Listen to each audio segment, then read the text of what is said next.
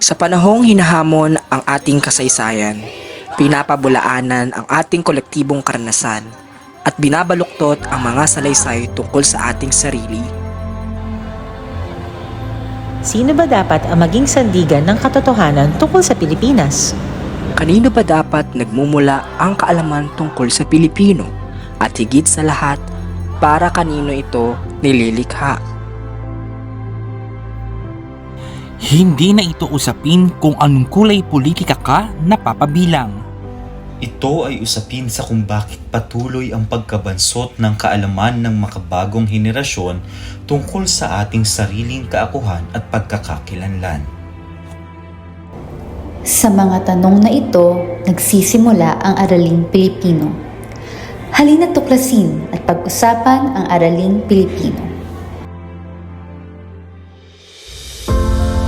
Ang Araling Pilipino sa Universidad ng Pilipinas ay hindi lamang pag-aaral tungkol sa Pilipinas.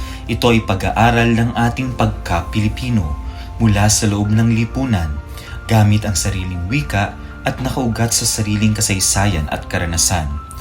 Ayon sa Departamento ng Filipino at Panitikan ng Pilipinas, ang Araling Pilipino ay isang interdisiplinaryong larangan na pinagbubuklod ang kasaysayan, kultura, wika, panitikan at lipunan upang makalikha ng makabuluhan at mapagpalayang kaalamang pambansa. Sa ganitong pagtingin, ang Araling Pilipino ay hindi hiwalay na disiplina, kundi isang kabuuang paraan ng pag-unawa sa lipunang Pilipino.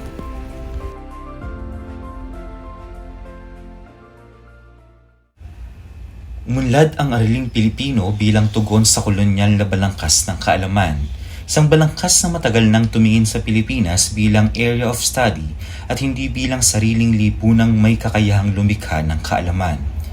Ipinanindigan ng mga scholar sa UP na ang kaalaman ay hindi dapat manatiling hiniram, isinalin o ipinataw mula sa labas. Sa halip, ito ay dapat likhain mula sa loob ng lipunan, batay sa sariling tanong, suliranin at karanasan.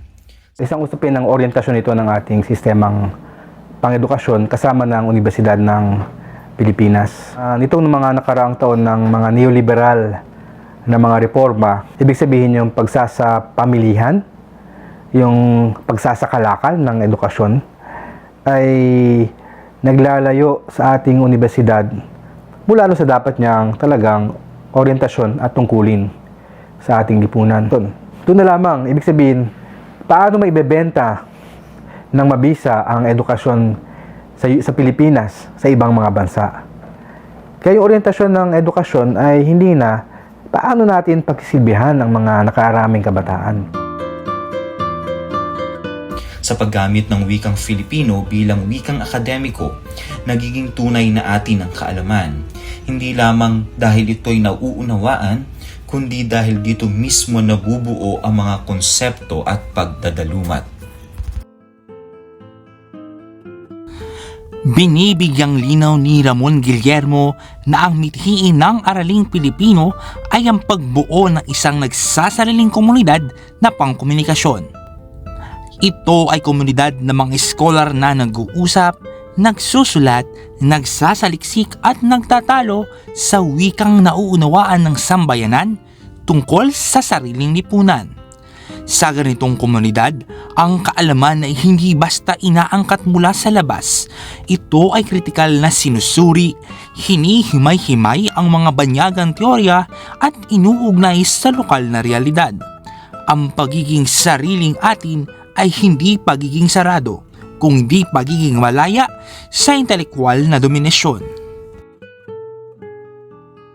Sa panahon ng disinformasyon, pagbaluktot ng kasaysayan at maging krisis sa demokrasya, ang Araling Pilipino ay nagsisilbing sandata ng kritikal na kamalayan.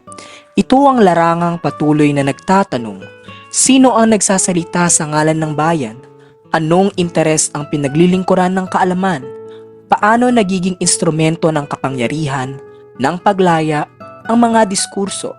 Sa pamamagitan ng Araling Pilipino, natututuhan ng mga mag-aaral na suriin ang kasalukuyang kalagayan ng lipunang Pilipino ng may lalim, konteksto at pananagutan.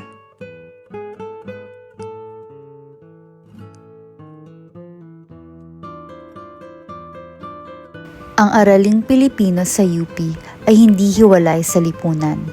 Ito ay interdisiplinaryo, makabayan, siyentipiko, at makamasang pag-aaral. Dito, ang pananaliksik ay hindi nagtatapos sa papel o silid-aklatan. Ito ay humahantong sa pakikilahok sa komunidad, sa advokasya para sa katarungang panlipunan, at sa aktibong paglilingkod sa sambayanan.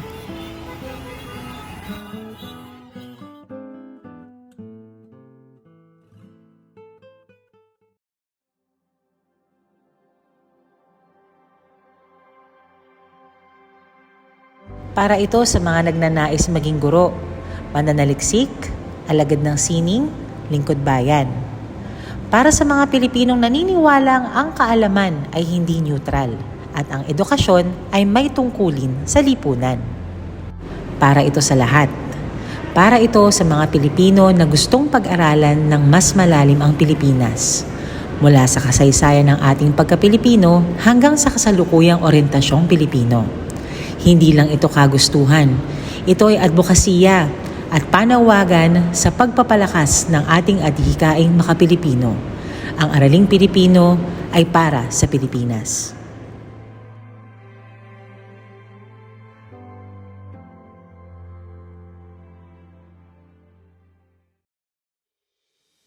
Kung nais mong unawain ang Pilipinas, hindi bilang banyaga sa sarili, kundi bilang aktibong kalahok sa kasaysayan at lipunan, Mag-aral ng Araling Pilipino sa Universidad ng Pilipinas. Dahil ang kaalamang para sa bayan ay dapat nagmula sa bayang tapat, sa tunay at dalisay na talino. Araling Pilipino ay piliing malaya, lumahok sa mga gawaing maka-Pilipino. Araling Pilipino, sariling atin para sa bayan.